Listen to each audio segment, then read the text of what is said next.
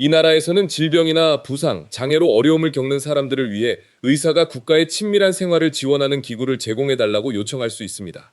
모든 사람에게 나눠주는 선물도 아니고 더더욱 농담도 아닙니다. 이는 건강과 인간의 존엄성을 정의하는 방식의 일부입니다.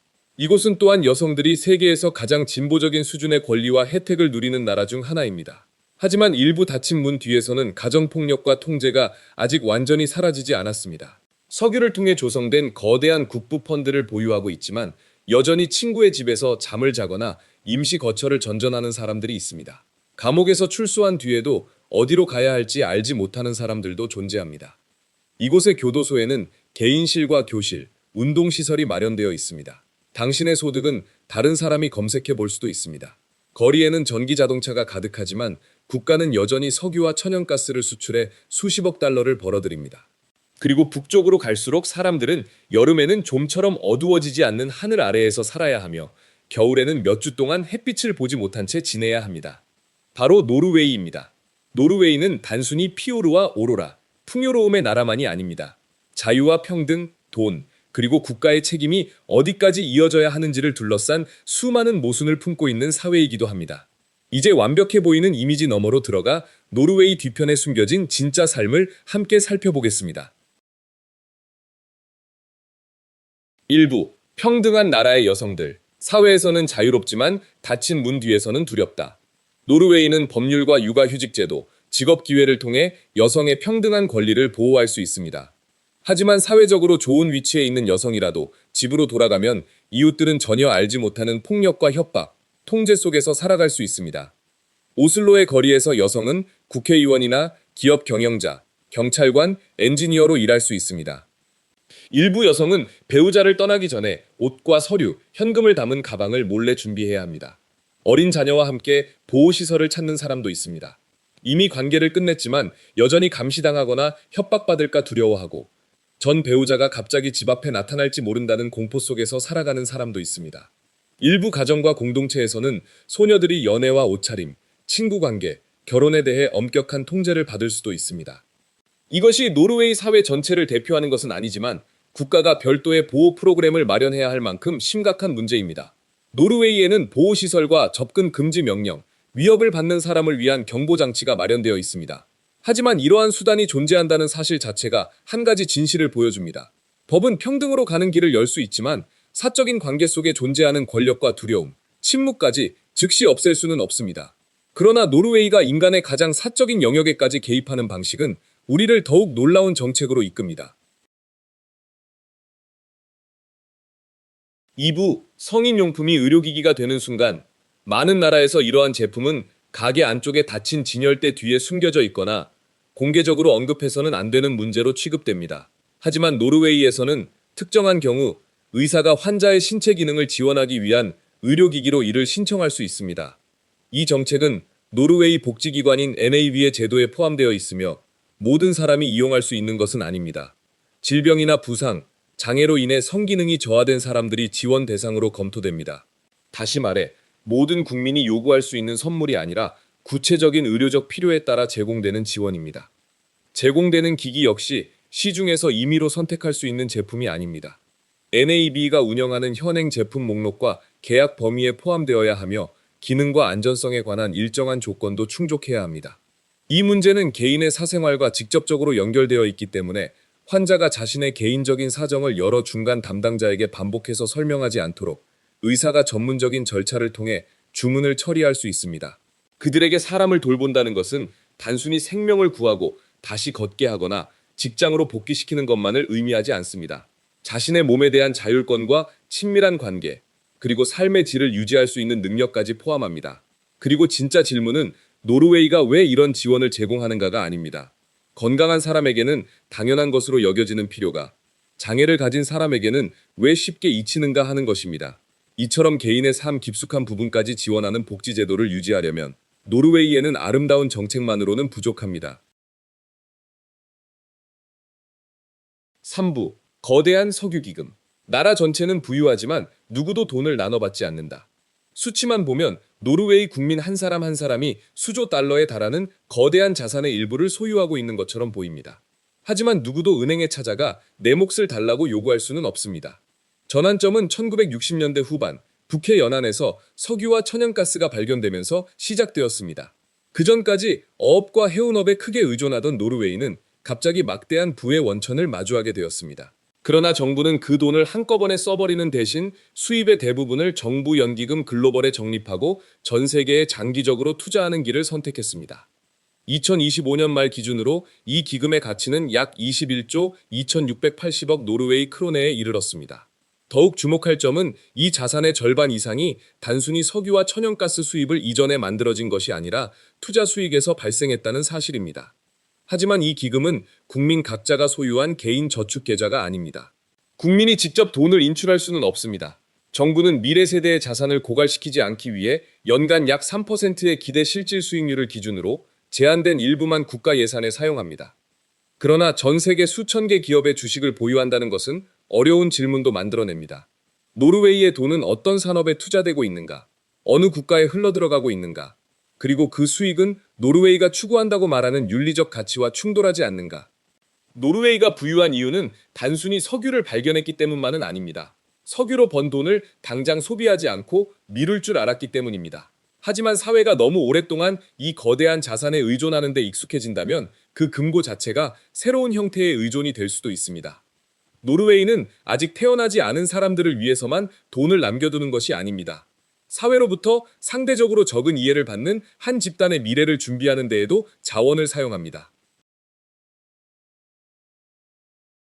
4부 기숙사 같은 교도소, 인도적인가? 아니면 지나치게 관대한가?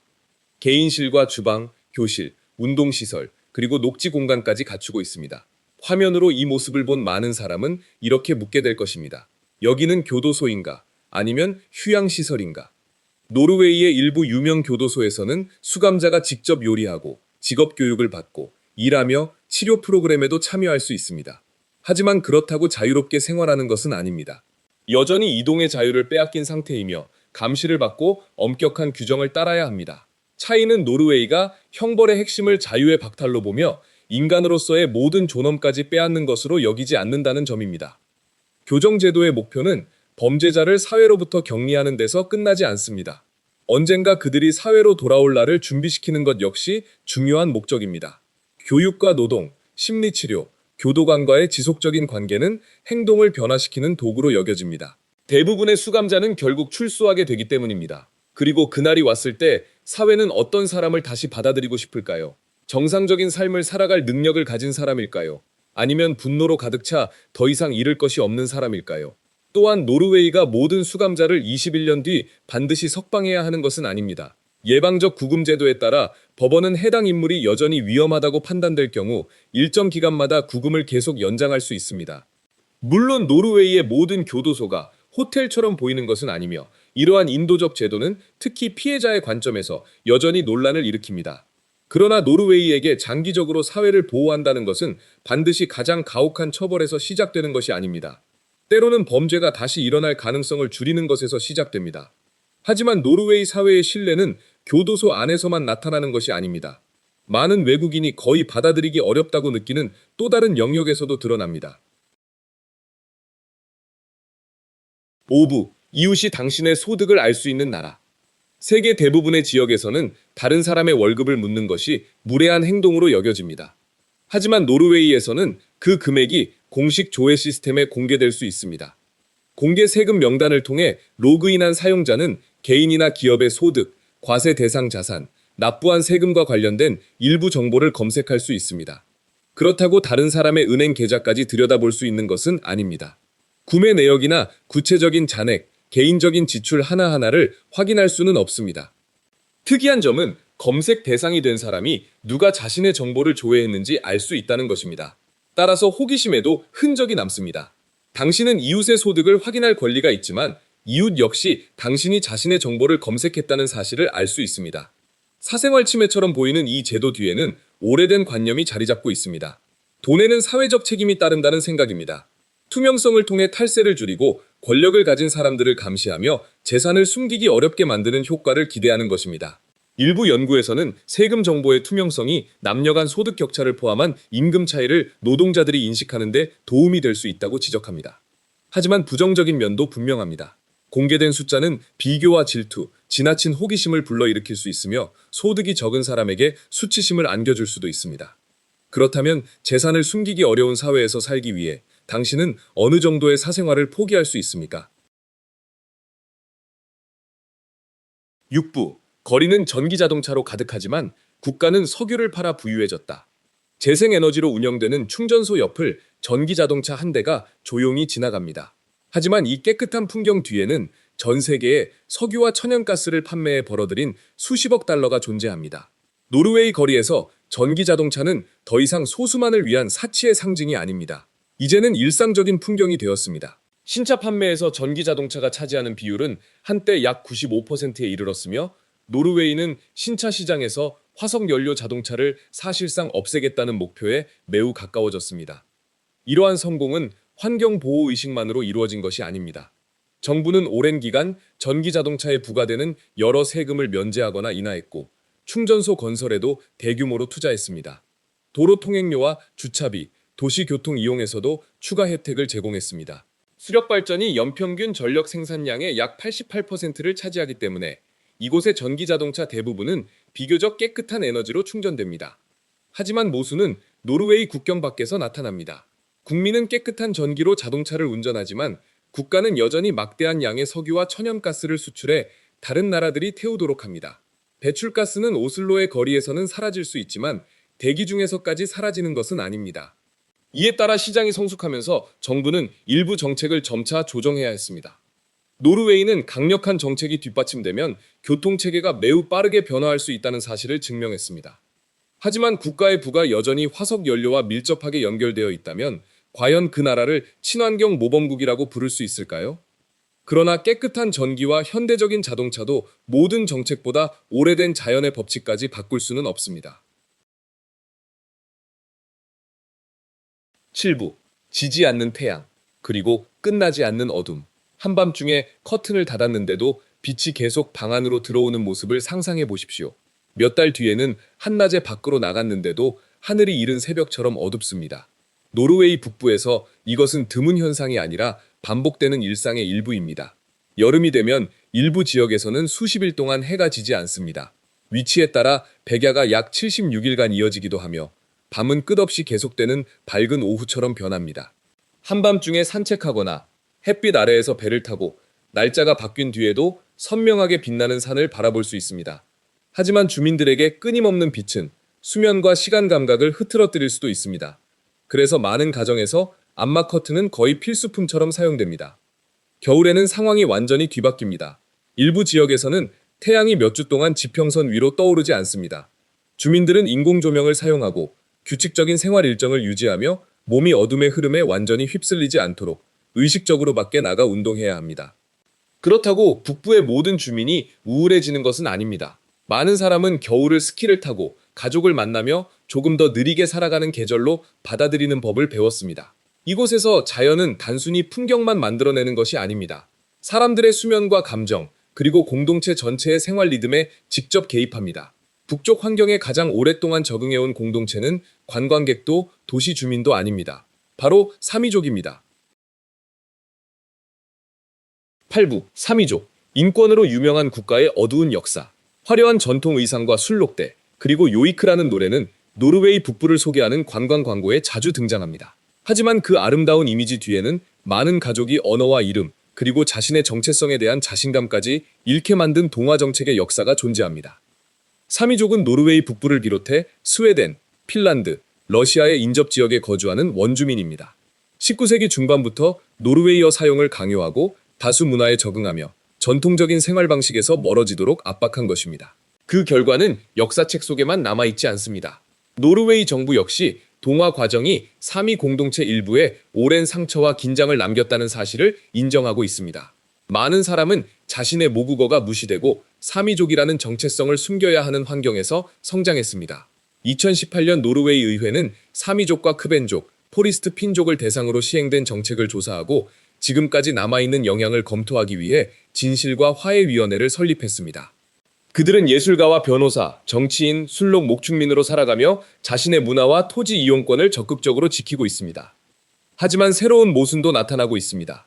기후 목표를 달성하기 위해 건설되는 풍력발전소와 송전선이 순록에게 중요한 방목지를 차지할 수 있기 때문입니다. 국가 전체에는 친환경적이라고 불리는 사업이 정작 그 땅에서 살아가는 원주민 공동체에는 상처를 줄 수도 있습니다. 북쪽으로 더 멀리 갈수록 인간의 흔적은 점점 드물어집니다. 구부 스발바르, 북극 끝자락의 최후의 날 종자 저장고. 얼어붙은 산속에서 100만 점이 넘는 종자 표본이 어둠 속에 조용히 보관되어 있습니다. 다음 봄에 심기 위한 것이 아니라 인류 농업의 일부가 사라지는 날에 대비하기 위한 것입니다. 그곳은 노르웨이 본토와 북극점 사이에 위치한 스발바르 제도입니다. 이 지역에서 가장 큰 정착지인 롱이어비엔에서는 긴 겨울과 하루 종일 이어지는 어둠을 견뎌야 합니다. 북극곰을 만날 위험이 있기 때문에 거주 지역 밖으로 나갈 때는 특별한 안전 규칙도 따라야 합니다. 하지만 주민들에게 눈보라나 항공편 중단은 자신들이 나머지 세계로부터 얼마나 멀리 떨어져 살아가는지를 순식간에 일깨워줍니다. 산속 100m가 넘는 깊이에는 스발바르 국제 종자 저장고가 있습니다. 이곳은 전 세계 유전자 은행에서 보내온 종자의 복제본을 보관합니다. 전쟁과 자연재해, 잘못된 관리, 또는 시간이 흐르면서 조용히 진행되는 손실로부터 작물의 다양성을 보호하기 위해서입니다. 하지만 이곳은 재난이 발생했을 때 문을 열어 식량을 나눠주는 창고가 아닙니다. 모수는 이 시설이 얼어붙은 땅의 추위에 의존하고 있지만 정작 스발바르 역시 기후온난화의 영향을 받고 있다는 점입니다. 인류는 재앙에 대비할 만큼 충분히 영리해졌지만 그 재앙이 발생하는 것을 막을 만큼 충분히 단결했는지는 확실하지 않습니다. 노르웨이는 세계 식량의 미래를 보호하기 위한 저장고를 건설할 수 있습니다. 하지만 세계에서 가장 부유한 나라 중 하나인 이곳에서도 훨씬 더 기본적인 것을 갖지 못한 사람들이 여전히 존재합니다. 10부. 부유한 나라에도 집 없는 사람은 존재한다. 국가의 국부펀드가 수조 달러의 가치를 지니고 있을 수 있습니다. 하지만 친구의 소파에서 잠을 자거나 곧 교도소에서 나오지만 다음날 밤 어디에서 머물지조차 모르는 사람에게 그 부유함은 여전히 너무나 먼 숫자일 뿐입니다. 노르웨이에서 노숙 상태는 단순히 거리에서 잠을 자는 것만을 의미하지 않습니다. 임시보호시설에서 생활하는 사람, 지인의 집을 계속 옮겨 다니는 사람, 병원이나 치료기관, 교도소에서 나올 예정이지만 돌아갈 안정적인 거처가 없는 사람도 포함됩니다. 2020년 조사에서는 약 3,300명이 노숙 상태에 있는 것으로 집계되었습니다. 그 중에는 어린 자녀를 돌보는 사람도 있었고 부모와 함께 불안정한 임시 거처에서 생활해야 하는 아이들도 있었습니다. 이런 상황에 놓이기 쉬운 사람들은 대체로 여러 어려움을 동시에 겪습니다. 정신질환, 약물이나 알코올 의존, 낮은 소득, 가족의 지원망 부족, 또는 교정시설에서 막 출소한 상황 등이 겹치는 것입니다. 한편 높은 주거비는 세입자와 저소득 가정에 계속해서 큰 압박을 가하고 있습니다. 노르웨이는 안정적인 주거를 먼저 제공한 뒤 다른 문제를 해결하는 하우징 퍼스트 모델을 적용하고 있습니다. 하지만 좋은 목표를 가지고 있다고 해서 문제가 사라졌다는 뜻은 아닙니다. 강력한 복지제도는 여러 겹의 안전망을 만들 수 있습니다. 그러나 단 한 사람도 그 틈으로 빠져나가지 않도록 완전히 보장할 수는 없습니다. 어쩌면 바로 그런 틈이 있기 때문에 우리는 노르웨이를 더욱 분명하게 바라볼 수 있는지도 모릅니다. 완벽한 낙원이 아니라 인간의 존엄을 어디까지 보호해야 하는지를 여전히 고민하고 있는 사회로서 말입니다. 노르웨이는 부유하고 투명하며 안전한 나라, 그리고 많은 국가가 꿈꾸기만 하는 복지제도를 가진 천국에 가장 가까운 사회 중 하나로 자주 언급됩니다. 하지만 오늘의 여정은 모든 사람이 똑같이 보호받을 만큼 완벽한 나라는 존재하지 않는다는 사실을 보여주었습니다. 여성들은 여전히 가정에 닫힌 문 뒤에서 폭력을 겪을 수 있습니다. 사미족은 지금도 자신들의 땅과 정체성을 지키기 위해 싸우고 있습니다. 세계에서 가장 거대한 국부 펀드 중 하나를 보유한 나라에서도 안정적인 거처를 갖지 못한 사람들이 존재합니다. 그리고 재활 중심의 교도소에서 친밀한 생활을 지원하는 보조기기에 이르기까지 인도적이라고 알려진 정책들조차 공정성과 비용, 그리고 사회가 어디까지 받아들여야 하는지를 둘러싼 논쟁에서 자유롭지 않습니다. 어쩌면 노르웨이에서 가장 주목할 점은 어두운 면을 완전히 없앴다는 사실이 아닐지도 모릅니다. 오히려 그 문제를 인정하고 측정하고 해결 방법을 찾으려 한다는 점입니다. 그것이 인간의 삶에서 가장 사적인 영역에 존재하는 문제라 하더라도 말입니다. 하지만 셀 인간의 존엄으로 바꾸기 위해서는 투명성과 신뢰, 그리고 취약한 사람들을 외면하지 않겠다는 사회의 의지가 필요합니다. 여러분은 노르웨이에서 무엇이 더 놀랍다고 생각하십니까? 그들이 보유한 막대한 돈일까요? 아니면 그 돈을 사용하는 방식일까요? 여러분의 생각을 댓글로 남겨주세요. 그리고 세계 여러 나라의 화려한 이미지 뒤에 숨겨진 잘 보이지 않는 삶의 모습을 계속 탐험하고 싶다면 채널을 구독하고 다음 여정에도 함께 해주세요.